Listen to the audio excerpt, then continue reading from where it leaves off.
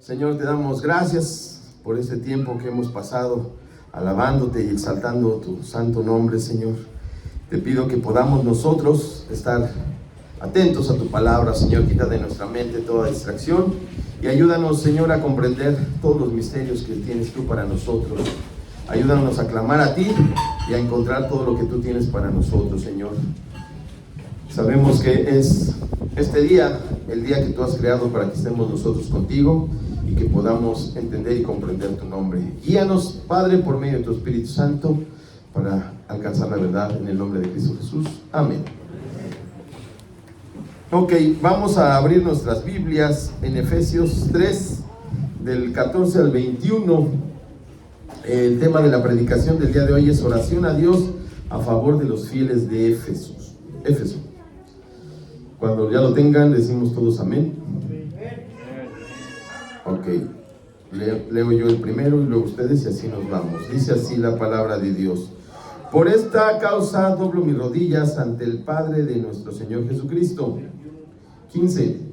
De quien toma nombre toda familia en los cielos y en la tierra, para que os dé conforme a las riquezas de su gloria el ser fortalecidos con poder en el hombre interior por su espíritu. 17. para que habite Cristo por la fe en vuestro corazón, a fin de que arraigados y cimentados en amor. Ok, si no traen sus Biblias, pues allá arriba lo pueden ver sin ningún problema. 18. Seáis plenamente capaces de comprender con todos los santos cuál sea la anchura, la longitud, la profundidad y la altura. 19. Y de conocer el amor de Cristo que excede a todo conocimiento, para que seáis llenos de toda la plenitud de Dios. Y aquel que es poderoso para hacer todas las cosas mucho más abundantemente de lo que podemos entender, según el poder que actúa en nosotros. Todos juntos, a Él sea gloria en la iglesia, en Cristo Jesús, por todas las edades, para los siglos de los siglos. Amén. Ok, ahora sí tomamos asiento. Vamos a ir rápido. Interrumpimos este mensaje la semana pasada por cuestión de los bautizos, pero bueno, hoy lo vamos a retomar. Vamos a ver rápidamente el contexto histórico. Escrita probablemente en Roma mientras Pablo se hallaba preso alrededor del año 60 después de Cristo, siendo esta tal vez la segunda misiva de Pablo a esta congregación perteneciente al grupo de las cartas de la cautividad. Eso quiere decir Filipenses, Colosenses, Efesios y Filemón. Éfeso estaba ubicada en la costa occidental de Asia Menor. La antigua ciudad de Éfeso en la actualidad se encuentra en Turquía, específicamente cerca del pueblo de Selküm, en la provincia de Esmirna, en la ruta comercial principal que comunicaba a Roma en el oriente. La magnificencia de Éfeso era comparable a la de Roma y Corinto. Su localización privilegiada en el centro de las principales rutas terrestres y marítimas le concedía una importante posición estratégica individual desde el punto de vista militar, comercial e industrial. Dentro de las monumentales edificaciones cívicas, culturales y deportivas de la ciudad, se erguía por sobre todas el templo de Diana o Artemisa, considerada una de las 7 maravillas del mundo antiguo. Tenía una numerosa población judía con ciudadanía romana, quienes mantenían una sinagoga en la cual predicó Pablo. Aunque la comunidad cristiana de Éfeso comenzó siendo vigorosa y celosa de las cosas de Dios, el Señor los amonesta por su enfriamiento posterior. Eso lo encontramos en Apocalipsis 2:4, que dice: pero tengo contra ti que has dejado tu primer amor.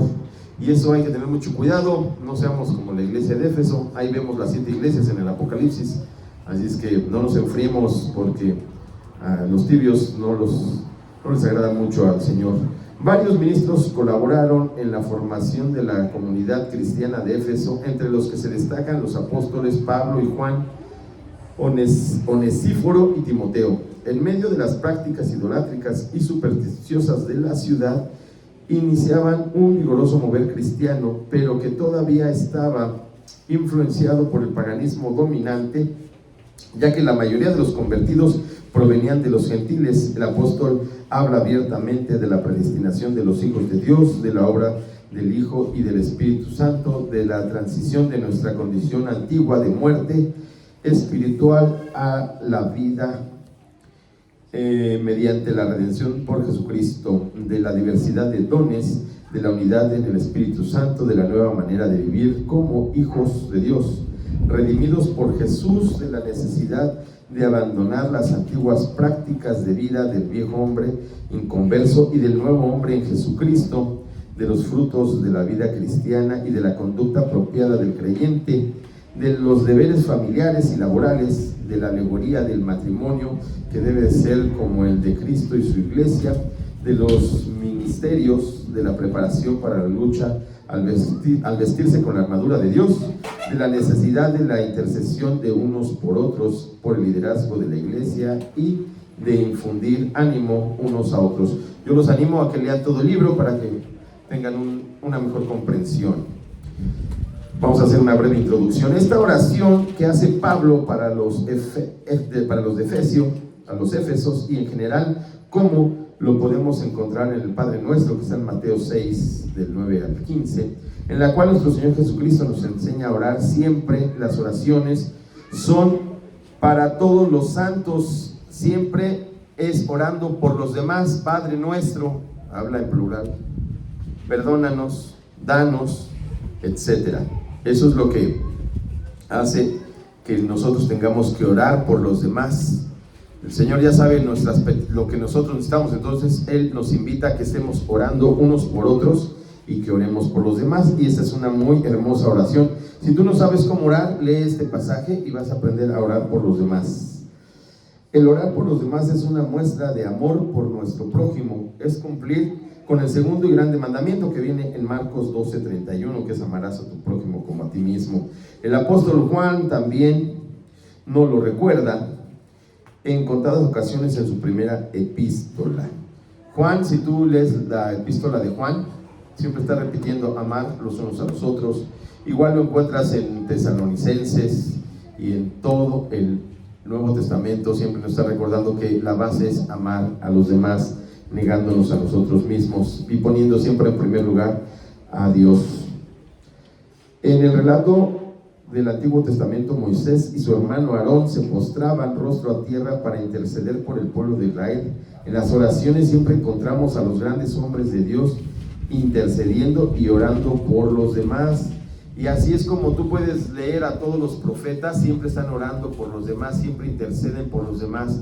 Pablo ora por todos los santos, por todas las iglesias, siempre estamos orando por todos, pidiendo sabiduría, dirección.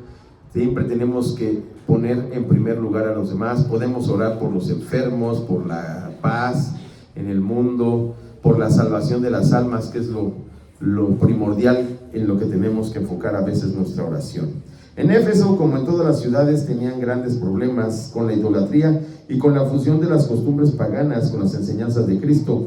Preocupado Pablo por la confusión y la proliferación de falsos maestros, es que decide doblar sus rodillas delante del Padre de nuestro Señor Jesucristo para interceder por el pueblo de Éfeso, clamando a Dios para que sean fortalecidos por medio del poder del Espíritu Santo, para que Cristo habite por medio de la fe en sus corazones, para que queden bien cimentados en su amor, para que sean capaces de comprender el gran amor de Cristo y así poder ser llenos de toda la plenitud del Espíritu. Y aquí vemos nuevamente las tres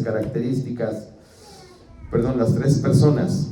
Oramos, ahí dice, doblo mis rodillas y clamo al Padre, para que el Hijo interceda por medio de nosotros y seamos guiados por el Espíritu Santo. Eso lo tenemos que encontrar siempre, siempre, siempre buscarlo. Oramos al Padre, que es el Creador, al Hijo, que es el que intercede, y Jesucristo nos dijo que todo lo que pidiéramos al Padre, lo pidiéramos en su nombre para que nos lo conceda, y el Espíritu Santo es el que nos va a guiar para poder ser llenos de sabiduría. Ese era el trabajo del apóstol Pablo, compartir el Evangelio a todas las naciones, hacer discípulos, plantar iglesias y darle seguimiento para que no se desvíen de los caminos del Señor, y asegurándose que guarden todos sus mandamientos. Eso lo vemos en Mateo 28 del 18 al 20. Podemos ver en esta oración el gran amor de Pablo por las almas perdidas y por los fieles hermanos de la ciudad de Éfeso. Al ser discípulos de Jesucristo, nos debe de llevar en automático a interceder y a orar por todos los fieles, para que no se pierdan y sigan en los caminos del Señor. Un verdadero creyente va poco a poco aprendiendo a orar. La labor del pastor es enseñarles a orar para que siempre estemos orando unos por otros y rogando siempre en todo momento. La oración es parte fundamental de la vida de los creyentes. Se debe cultivar y desarrollar siempre rogando a Dios por la vida de nuestros hermanos. Ahora sí vamos a entrar. Efesios 3:14 dice: por esta causa doblo mis rodillas ante el Padre de nuestro Señor Jesucristo. Por esta causa, ¿qué es lo que significa eso? Pablo reitera lo que escribió en el versículo 1 al comenzar su oración, gracias a su nueva identidad en Cristo, que se afirma en los capítulos 2. Los creyentes son vivificados y poseen vida espiritual, son unificados como un solo cuerpo en la familia de Dios, y como iglesia o cuerpo de Cristo son la morada de Dios, edificada con base en las palabras y en la obra de los apóstoles y profetas. Doblo mis rodillas. Esta no es una instrucción sobre alguna postura física que tú debes de asumir. Hay gente que puede orar sentado, hay gente que no se puede poner de rodillas, pues lo hace de rodillas. Puedes orar parado, con las manos hacia arriba, como tú quieras, pero siempre dirigiendo tu oración al Padre. Así es como tenemos que orar. No les recomiendo que oren acostados porque, se los digo por experiencia, te quedas dormido. Entonces siempre tratar de estar concentrados en la oración. Y tiene que ser con una actitud de sumisión, reverencia y pasión intensa por las cosas de Dios. 15. De quien toma nombre toda familia en los cielos y en la tierra. Pablo nos enseña aquí la paternidad universal de Dios y la hermandad universal del hombre. Primera de Juan 3:10. En esto se manifiestan los hijos de Dios y los hijos del diablo. Todo aquel que no hace justicia y que no ama a su hermano no es de Dios. Si tú eres de Dios, tienes que amar a tu hermano, porque el amor es el ingrediente principal de una vida cristiana. Sino que hace referencia al simple hecho de que los creyentes pertenecen a todas las épocas históricas y grupos humanos, tanto los que han muerto y están en el cielo, como los que siguen con vida en la tierra. Todos los que han reconocido que Jesús es el Señor y han confesado con su boca por medio de la fe que resucitó de entre los muertos son salvos, y allá nos vamos a ver, gracias a Dios, en el cielo todos los hermanos, los fieles santos. 16. Para que os dé conforme a las riquezas de su gloria, al ser fortalecidos con poder en el hombre interior por su espíritu. Siempre que escuchemos de hablar de riquezas, sobre todo en el Nuevo Testamento, nunca se refiere a cuestiones materiales. No está hablando de dinero, son riquezas espirituales.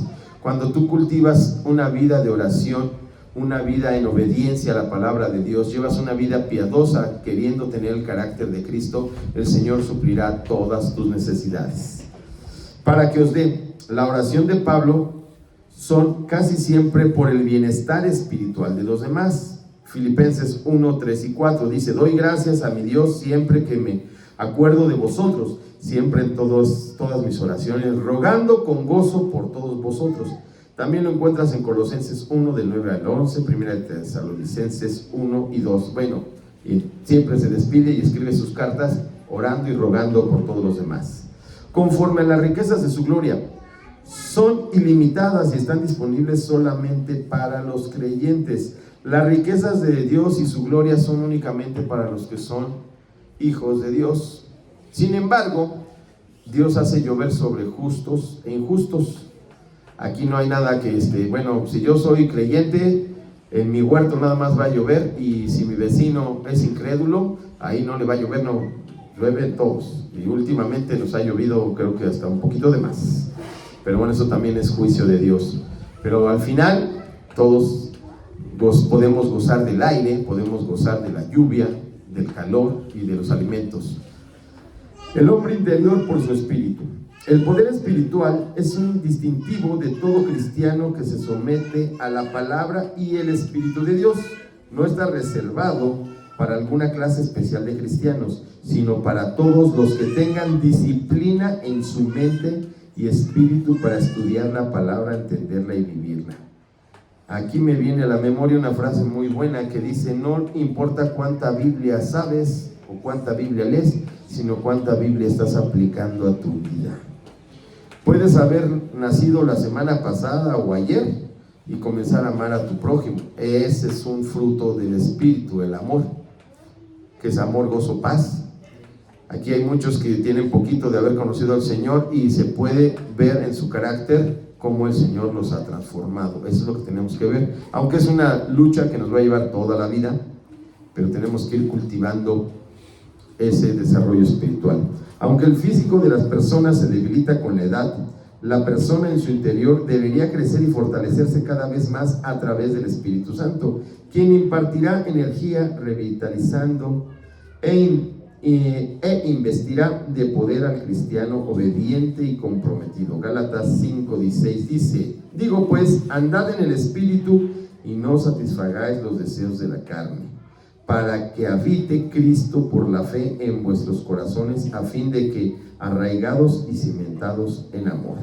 Si tú sigues viviendo en las obras de la carne, ya hemos platicado de eso, si tú dices que naciste de nuevo y sigues diciendo mentiras, sigues diciendo palabrotas, sigues haciendo lo mismo que hacías antes, bueno, temo decirte que no has nacido de nuevo, que tienes que repetir. Si tú tienes una nueva vida en Cristo, es cultivar tu espíritu y te comienzas a interesar más por las cosas espirituales que por las cosas materiales.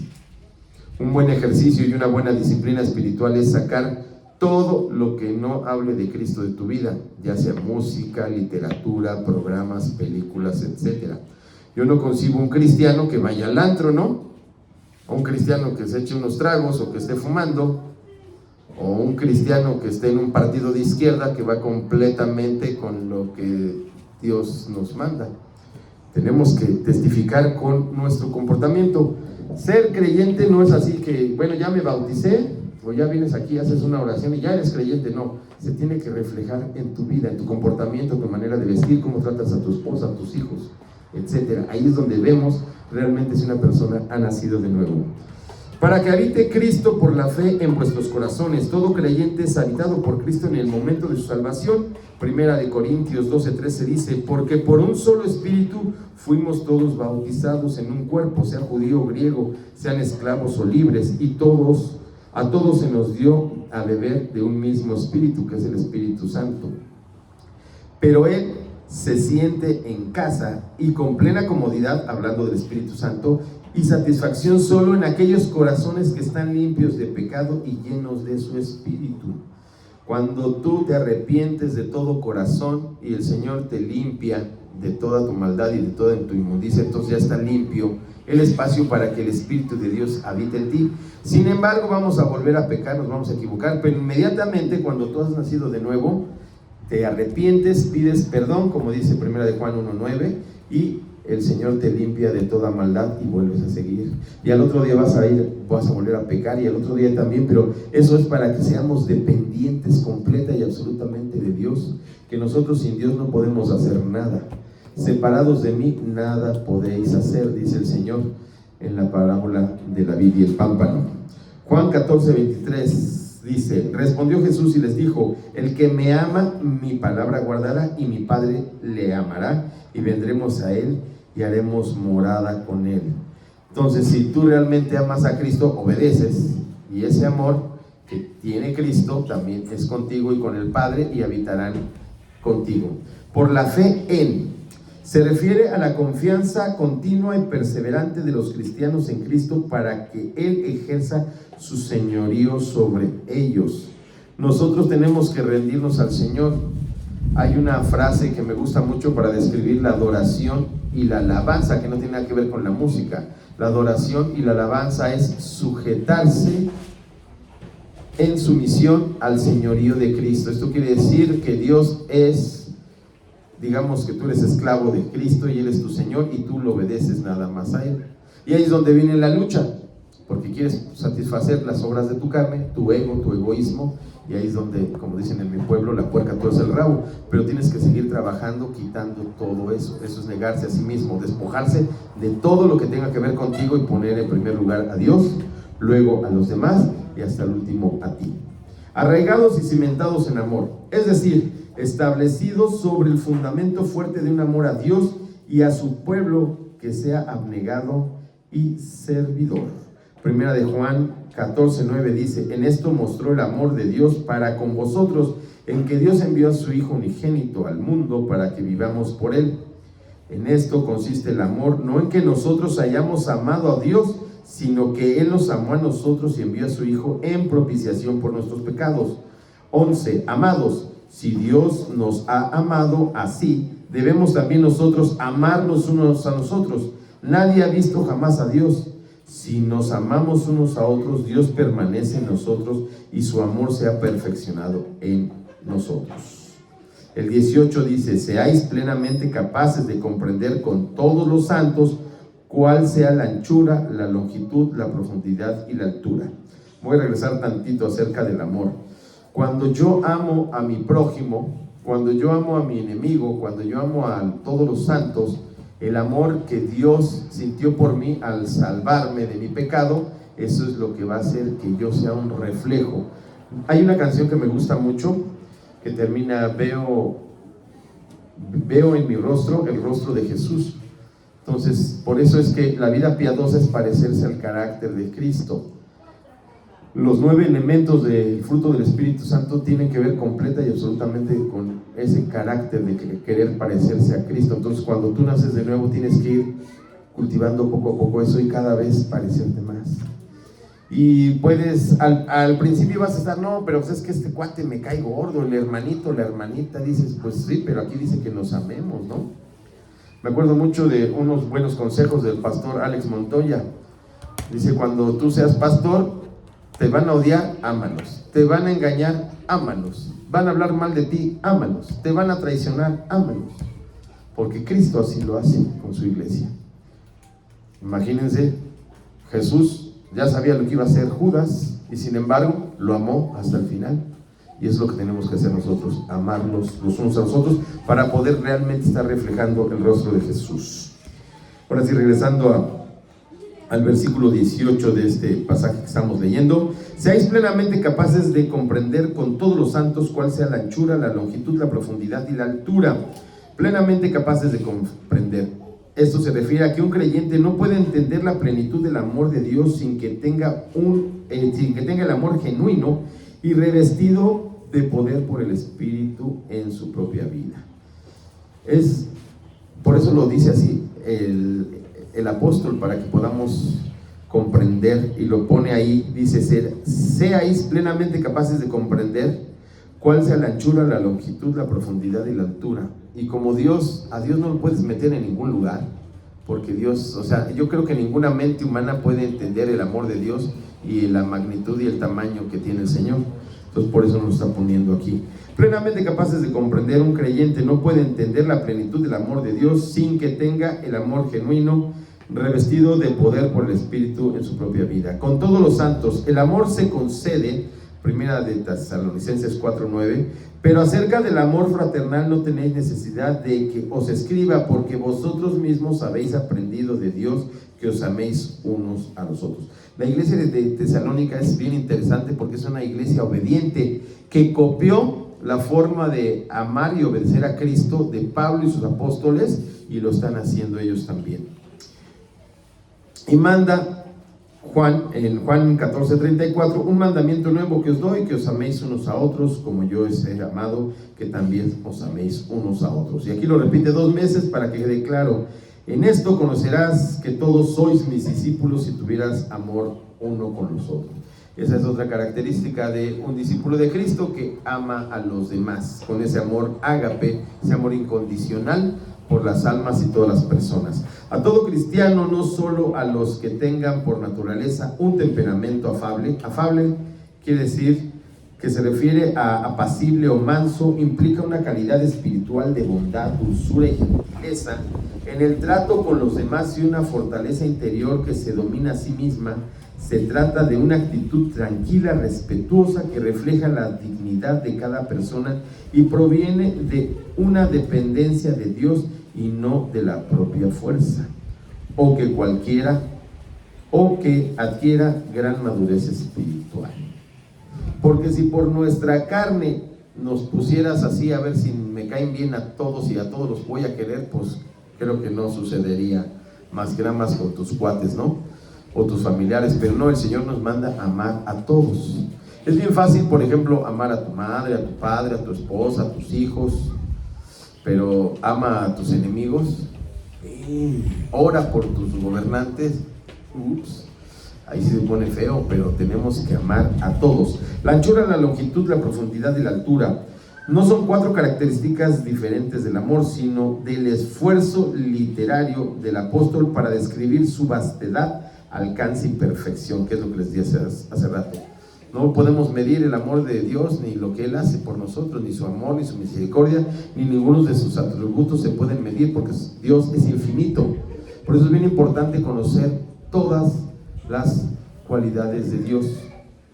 Cuando tú sabes que Él es infinito, pues no lo puedes medir. Cuando tú sabes que Él es todopoderoso, sabes que no hay ningún imposible para Él. Cuando sabes que Él es eterno, que Él es el principio, el fin, el alfa y el omega, pues ¿qué te preocupa si Él siempre estará aquí con nosotros? 19. Y de conocer el amor de Cristo que excede a todo conocimiento, para que seáis llenos de toda la plenitud de Dios. Conocer el amor de Cristo.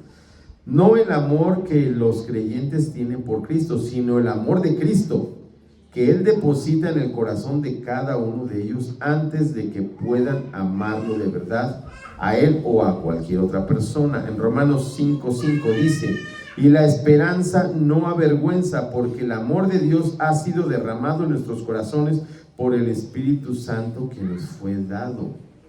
Y aquí volvemos nuevamente a lo que es un nuevo nacimiento y un verdadero cristiano. Si ya Dios puso ese amor en tu corazón, tú lo vas a reflejar hacia todos los demás, hacia todas las personas, porque ya Cristo vive en mí. Como dice ahí, de modo que si alguna nueva criatura, las cosas viejas pasaron, todas son hechas nuevas, o Gálatas 2:20, ya no vivo yo, mas Cristo vive en mí, ¿no?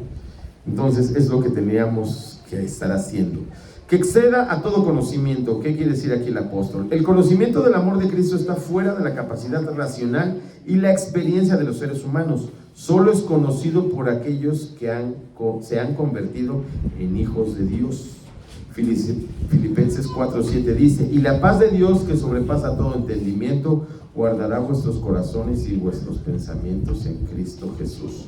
Solo cuando eres lleno del Espíritu Santo puedes sentir y comprender el amor de Dios. Mientras tanto, no. El amor de nosotros como seres humanos, el amor de todo ser humano siempre tiene un límite. No es como el de Dios, que no tiene límites y puede amar a todo. Llenos de toda la plenitud de Dios. Tener tanta fortaleza espiritual y sentir tal compulsión del amor divino que uno sea dominado del todo por el Señor sin inclinación alguna por el ego.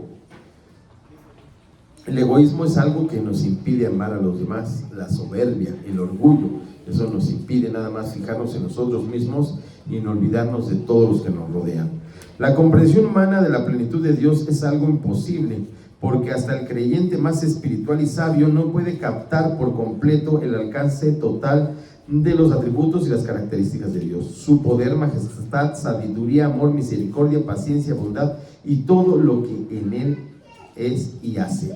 No obstante, los creyentes pueden experimentar la grandeza de Dios en la vida de ellos como resultado de su devoción total a Él, no de la plenitud de Dios, en este versículo, la plenitud de Cristo en Efesios 4:13, hasta que todos lleguemos a la unidad de la fe y del conocimiento del Hijo de Dios, a un varón perfecto y a la medida de la estatura de la plenitud de Cristo, que eso es a lo que todo creyente debemos de aspirar, algún día tratar de llegar a ser como Cristo, que es una tarea muy, muy complicada, pero no es imposible.